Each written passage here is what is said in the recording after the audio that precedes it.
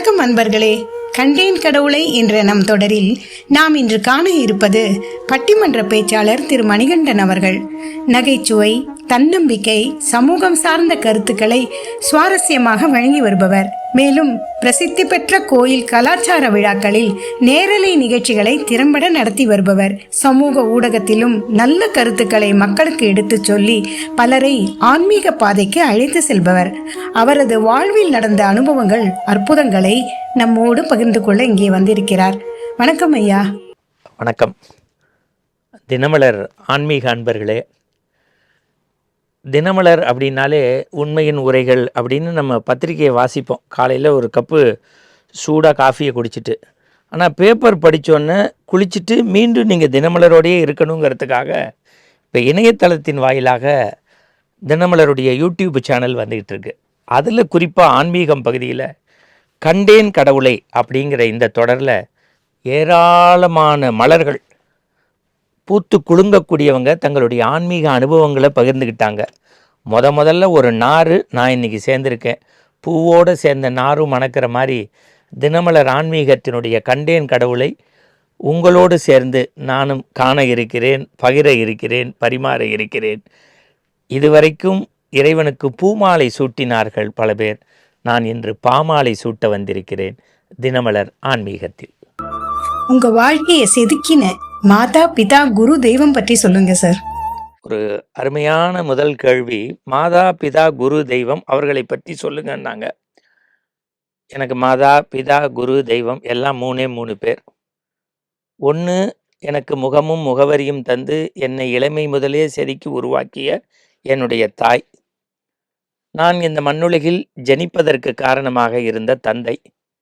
இளம் வயதிலேயே எனக்கு பாலும் சோறும் ஊட்டவில்லை, பழைய சாதத்தோடு எனக்கு பண்பாட்டையும் சொல்லி கொடுத்த என்னுடைய சரஸ்வதி பாட்டி.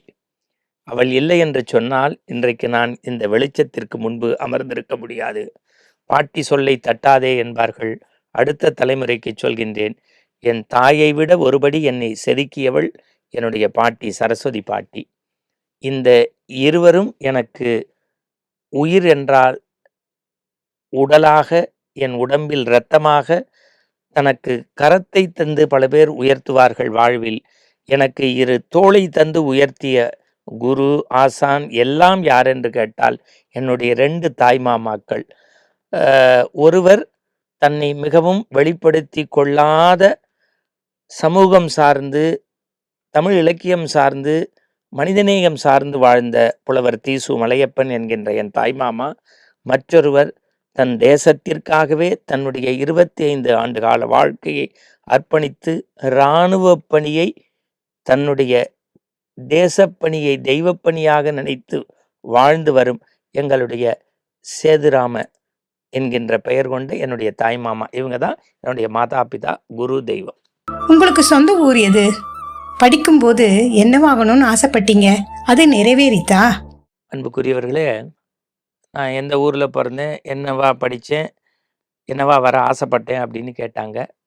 என்னுடைய சொந்த ஊர் புதுக்கோட்டை, திருச்சிக்கு பக்கத்தில், திருச்சி மதுரைக்கு பக்கத்தில் இருக்கக்கூடிய பிள்ளையார்பட்டி, குன்றக்குடி, திருமயம் இதையெல்லாம் தாங்கி இருக்கக்கூடிய திருச்சி, தஞ்சை, இதுக்கு இடையில இருக்கக்கூடிய புதுக்கோட்டை மாநகரம், புவனேஸ்வரி தாய் இருக்கக்கூடிய மண். எல்லா குழந்தைகளை போல நானும் சின்ன வயசில் ஒரு கலெக்டரா, ஒரு எஸ்பியா, ஒரு டாக்டரா, ஒரு இன்ஜினியரா ஆக சத்தியமாக ஆசைப்படலை. ஏன்னா எனக்கு படிப்பு ரொம்ப ஆவரேஜ். எனக்கு தெரிஞ்சதெல்லாம் பேச்சு பேச்சு பேச்சு பேச்சு போட்டி. 6ஆம் கிளாஸ்லேயே நான் போட்டிக்கு போக ஆரம்பிச்சிட்டேன். என் வாழ்க்கையில் அன்றைக்கே பெரிய விவரம் தெரியாத வரியிலேயே நான் இப்படியெல்லாம் வரணும்னு யோசிக்கலை. முழு நேர ஒரு பேச்சு சார்ந்த இயக்கமாக என்னுடைய வாழ்க்கை இருக்கணும்னு நினச்சேன். சின்ன வயசில் பள்ளி பருவத்தில் கிரிக்கெட் நல்லா விளையாண்டேன். கிரிக்கெட்டு பேச்சு ரெண்டும், கிரிக்கெட்டை விட பேச்சு எனக்கு நிறைய வெற்றிகளை தேடி தந்ததுனால அந்த பக்கமாக நான் இயங்க ஆரம்பித்தேன். இந்த வார்த்தையை சொல்கிறதுக்கு மன்னிக்கணும், கமலோட என்னை ஒப்பிட்டுக்கலை. களத்தூர் கண்ணம்மாவில் நடித்து எப்படி பிரகாசித்தாரோ, நான் என்னுடைய 6 வயதில் போட்டிக்கு போக ஆரம்பித்தேன். என்னுடைய 8 வயதில் என்னுடைய முதல் வரி, அரைக்கால் ஆடை அணியும் போதே என்னை அறிஞர்கள் முன் அவையேறச் செய்த குன்றக்குடி அடிகளாருக்கு முதல் வணக்கம். பெரியசாமி, இப்போ உள்ளவங்க பொன்னம்பல அடிகளார், குன்றக்குடி சாமி நல்ல சுப்பையாவுடைய மணிவிழா பிரான்மலையில் என்னை மேடை ஏற்றினார். 8 வயதில் சத்யசீலன், அறிவொளி, ஆவா ராஜகோபாலன், பூம்புகார் ஜெகநாதன், புலவர் ராம்மூர்த்தி, மலையப்பன் இவங்களுக்கு கீழே நான் பேசியிருக்கேன் அப்படின்னு சொன்னால் அது இறைவன் கொடுத்த கொடை. நான் அன்றும் பேச்சாளன், இன்றும் பேச்சாளன், நாளையும் பேச்சாளன். வரமா வந்த உங்க குடும்பம் பத்தி சொல்லுங்க. ரொம்ப நாள் கழித்து பொதுவாக சில பேர் புத்தகங்கள்லாம் எழுதுகிறவங்க தெரியும். என் வாழ்வின் வெற்றிக்கு பின்னாடி காரணமாக இருந்த என் மனைவிக்கு, மகளுக்கு நன்றி அப்படின்லாம் எழுதுவாங்க. இல்லை மேடைகளில் அவங்களுக்கு பாராட்டு விழா நடந்தால் சொல்லுவாங்க. அங்கே கூட அவங்க பேரை உச்சரித்தா அன்றைக்கு இரவு சாப்பாடு கொடுக்காத குடும்பம் என் குடும்பம். அவங்க ரொம்ப படித்தவர்கள். பிஇ, எம்இ, பிஹெச்டி அண்ணா யூனிவர்சிட்டியில் வாங்கி ஒரு தனியார் பொறியியல் கல்லூரியில் ஒரு மிகப்பெரிய துறையில் ஒரு ஆளுமை மிக்க பதவியில் இருக்காங்க. அந்த தாளாளரும் பண்பாளவர். அந்த கல்லூரியும் ரொம்ப மேன்மைக்குரியது. எனக்கு ஒரே மகள் சட்டம் பயில்றாங்க. என்னுடைய மனைவியும் மகளும் உண்மையிலேயே என்னுடைய எல்லா அட்டகாசங்களையும் நான் ஏன்னா எப்போதும் 10 நண்பர்களை இரவில் கூட்டிகிட்டு வருவேன். அவங்களுக்கு சாப்பாடும்பேன். அவங்களுக்குன்னு ப்ரைவசியே லைஃப்பில் கிடையாது. எப்போதும் நட்போடும் புத்தகங்களோடும் விருந்தினர்களோடும் இருக்கக்கூடிய இந்த மணிகண்டன்கிற கொடி படர்வதற்கான குச்சி என் மகளும் மனைவியும். அவர்களை பற்றி உச்சரிப்பதற்கு வாய்ப்பு தந்த உண்மையின் உரைகள் தினமலரின் ஆன்மீகத்திற்கு இரட்டிப்பு நன்றி. பெரியவாவோட பக்தர் நீங்க. வீட்டு பூஜை அறையில அவரோட அரிய புகைப்படங்கள் எல்லாம் வச்சிருக்கீங்க. அவரை சந்திச்சிருக்கீங்களா? அன்புக்குரியவர்களே, முதல்ல என்னுடைய ஆரம்ப கால வாழ்க்கை அப்படிங்கிறது பள்ளி கல்லூரிகளில் போட்டிகள்லாம் போனதுக்கப்புறம் நான் குன்றக்குடி சாமி, அவா ராஜகோபாலன், சத்யசீலன், அதற்கப்புறம் ஔவை நடராஜன், பெரும்புலவராக விளங்கிய தமிழகத்தினுடைய தி. ராஜகோபால், பெரும்புலவர் நமச்சிவாயம், அதுக்கு பிறகு பாப்பையா சார், பிறகு நெடுங்காலமாக சுகிசுவம் சார் போன்ற இவர்களோடு பயணப்பட்டு வந்த நான் கொஞ்சம் வேறுபட்டு ஆன்மீகத் துறையில் என்னை மாற்றி ஆன்மீகம் பேசத் தொடங்கிய போது, அப்போது தமிழகத்தினுடைய தொலைக்காட்சிகள் பிரபலமாக இருந்தபோது காலை நேரத்திலே பக்திக்கென்று பிரத்யேகமாக பக்தி திருவிழாவை நடத்த தொடங்கிய போது ஒரு புகழ்பெற்ற தனியார் தொலைக்காட்சியில் தொடராக பேசி வந்தேன். அப்போது இளம் வயதிலேயே பேசத் தொடங்கிவிட்டாலும் கூட ஒரு 20 ஆண்டுகளுக்கு முன்பு என் மனைவியினுடைய மாணவர் ஒருவர் மகா பெரியவர் பற்றி புத்தகம் கொடுக்க ஞான மலர்கள் குரு மகிமை என்று பெரியவாளை படித்து பேசிய நான் அன்று பலருடைய புருவங்களை சென்னையினுடைய புகழ்வாய்ந்த நாரதகான சபாவில் ஈர்க்க, பிறகு பெரியவருடைய பக்தராக இல்லாமல் பித்தராக மாறிப்போனேன். இருமுறை என்னுடைய பால்ய பருவத்தில் பெரியவாளை சந்தித்திருந்தாலும் அதை பற்றி சிந்திக்கக்கூடிய அறிவோ ஞானமோ அந்த வயதில் எனக்கு இல்லை. இன்று நான் உட்கார்ந்தால் பெரியவா, நின்றா பெரியவாள், உண்ணும் சோறும் பருகும் நீரும் பெரியவர் தந்ததல்லவோ என்று நியூஜெர்சி வரை பெரியவா கோவிலில் சென்று உபன்யாசம் செய்கின்ற வகையில் பெரியவா என்னை கைபிடித்து தூக்கி விடுகிறார். உங்களோட குலதெய்வம் எது சார்? அதன் சிறப்பு பத்தி சொல்லுங்க. திருச்சியிலேருந்து லால்குடி போற வழியில என்னுடைய குலதெய்வம் இருக்கிறது. பாடல் பெற்ற தலம். மாங்கனி உடைந்து தேங்கவையில் வந்து மாண்புநல் விளைந்த வளநாடா மாந்ததவர் உண்பர்கோன் பரவி நின்ற மாந்துரை அமர்ந்த பெருமானே என்று ஆம்பரணேஸ்வரர் வாளாம்பிகை தான் என்னுடைய குலதெய்வம். உங்க வாழ்க்கையில நடந்த மிராக்கிள், இறைவனை உணர்ந்த தருணம் பத்தி பகிர்ந்துக்கோங்களேன். பொதுவாக நேர்காணல்னாலே இந்த மாதிரி வினாக்கள் கேட்பது என்பது மரபு. அதிலும் நீங்கள் கடவுளை எப்போது கண்டீர்கள்? அந்த தலைப்பே கண்டேன் கடவுளை அப்படின்னு தான். நான் காயத்ரி ஜபமும் சொல்லுவேன், தமிழ் அர்ச்சனையும் செய்வேன். நான் காலனியில் போய் விளக்கு பூஜையிலையும் பங்கு பெற்று அவர்களோடு தலைவாழை இலை போட்டும் சாப்பிடக்கூடிய அன்பையும் மனிதநேயத்தையும் உண்மையாக பின்பற்றுகின்றவன். இன்னும் சொல்ல போனால் ஆண்டுதோறும் அமெரிக்க பயணம் கடந்த 12 ஆண்டுகளாக தொடர்ந்து போகிறேன். இப்பயும் நான் போய் இறங்குற இடம் அட்லாண்டா. நான் இருப்பது முதல் மாடி. தரைத்தளத்தில் கிறிஸ்தவ சகோதரர்கள், பேர் மறந்துடக்கூடாது, ஜெயசாரதி, அவங்க துணைவியார் என் அன்பு தங்கையின் பெயர் ரோஸ்லின். நான் விபூதி வச்சுட்டு விஷ்ணு சாஸ்திரநாமம் வச்சு சிவபுராண நமச்சிவாய வாழ்க, நாதந்தாள் வாழ்க, இமைப்பொழுது மென்னெஞ்சில் நீங்காதான் தாழ் வாழ்க, கோகலி ஆண்ட குருமனிதன் தாழ் வாழ்கன்னு சொல்லிக்கிட்டே இறங்கி வருவேன். அவங்க தோத்திரம் படிச்சுக்கிட்டு பைபிள் படிச்சுக்கிட்டே என் கையில் காஃபி கொடுப்பாங்க. இன்னைக்கு நிறைய பேர் வெளியில சொல்றாங்க வேற்றுமையில் ஒற்றுமை அப்படி இருக்கணும் இப்படி இருக்கணும். உள்ள போய் பார்த்தா புண்ணை சொரிஞ்சுக்கிற மாதிரி இருக்கும். என் கடவுள் கொடுத்த வாழ்க்கை நான் அப்படிதான் சமதர்மமாக வாழ்கின்றேன். அது மாதிரி எனக்கு நிறைய கண்டேன். கடவுளை எப்படி பார்த்துருக்கேன்னு சொன்னா 2000 கொரோனாக்கு முற்பட்டு அட்லாண்டா போறேன். 4:30 மணிக்கு கூட்டம் தொடங்கணும். பனிமழை பொழிகிறது அமெரிக்காவில். கூட்டம் நடத்த முடியாதுன்னு முடிவு பண்ணிட்டாங்க. அந்த ஒரு நிகழ்வுக்காக சென்னையிலேருந்து பயணப்பட்டிருக்கேன் 21 மணி நேரம். அந்த சகோதரர் ஜெயசாரிகிட்ட சொன்னேன், இன்னும் 2 மணி நேரத்தில் மழை நின்று பனியெல்லாம் விலகிடும், எல்லாம் ஆடியன்ஸ் வந்துடுவாங்கன்னு. அன்றைக்கு 800 பேர் ரெஜிஸ்ட்ரேஷன் பண்ணி 600 சொச்சம் பேர் வந்து அன்று இரவு எல்லாருக்கும் தலைவாழை விருந்தோட நிகழ்வு கேட்டு போனாங்கன்னா கடவுள் இருக்கார் அப்படிங்கிறத நான் அன்னைக்கு பார்த்தேன். இந்த முறை நான் நியூ ஜெர்சி போன போது பனிமழை இடுப்பளவு, உங்களுக்கு செய்தி படிச்சிருப்பீங்க, 2026 ஜனவரியில பனிமழை பொங்கலை ஒட்டி கூட்டமே நடக்க முடியாதுன்னாங்க. ஒரு பெரிய விடுதியில நிகழ்வு. 350 தமிழர்கள் வந்து 1.5 மணி நேரம், என் பாரதி சொல்லுவானே, இன்ப தேன் வந்து பாயுது காதினிலேங்கிற மாதிரி அந்த தமிழை அவர்கள் பருகினார்கள். அப்ப கடவுள் இருக்குன்னு நான் நம்பினேன்.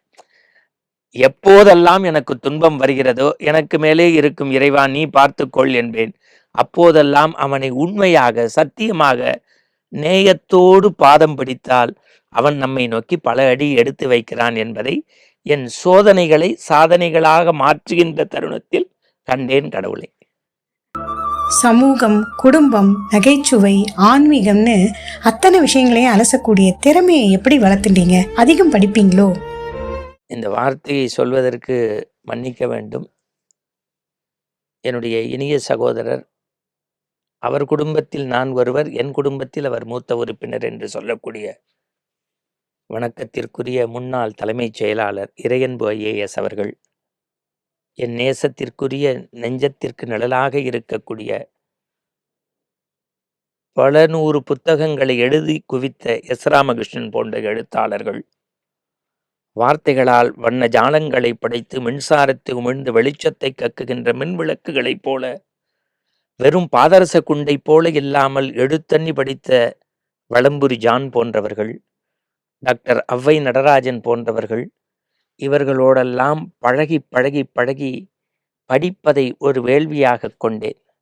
என்னுடைய பள்ளி கல்லூரி காலங்களில் தேர்வின் முடிவுக்காக வெற்றிக்காக படித்த நான் பின்பு வாழ்க்கையே படிப்பாக மாற்றி பல படிப்பினைகளை தந்தது எனக்கு புத்தகங்கள் தான்.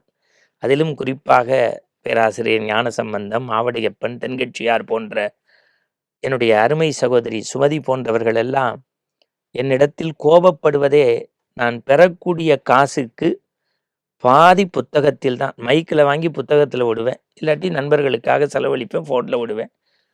புத்தகங்கள் மட்டும்தான் நான் சேர்த்திருக்கும் சொத்து.